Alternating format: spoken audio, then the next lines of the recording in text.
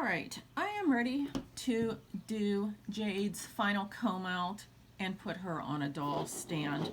Now, I didn't really do anything to her hair except just trim up the loose bits. We call it tipping in grooming anyway.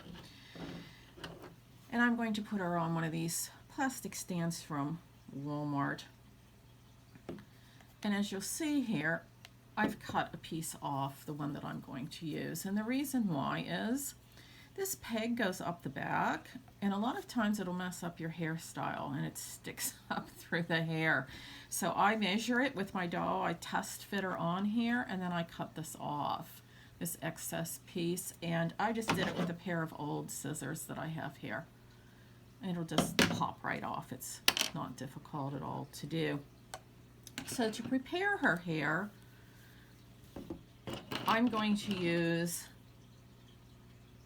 my rat tail comb, and I'm going to use this Tresemme Extra Hold hairspray in the pump bottle. I just like it better than the aerosol because it doesn't go everywhere, and you can just spray it onto the teeth at the back there and it'll run down a little bit. And I'm just going to comb this through then. She has a pair of earrings in, and the hair does want to stick on there a little bit. And since I did comb this hair out before, you could start up at the top if you want, because it shouldn't have any real mess in there. It should be tangle free. And what this does is it just kind of glues, make sure we'll get this better here. It glues the hair down together. Now you don't want to do it so heavy that you have teeth marks in the hair. And if that happens, you just can kind of gently take your fingers and sculpt it with your fingers. All right. Just turn her up to the front here, and the bangs look really good. So I'm just going to lightly touch those, but they seem like they didn't want to separate or anything, and put her on her stand.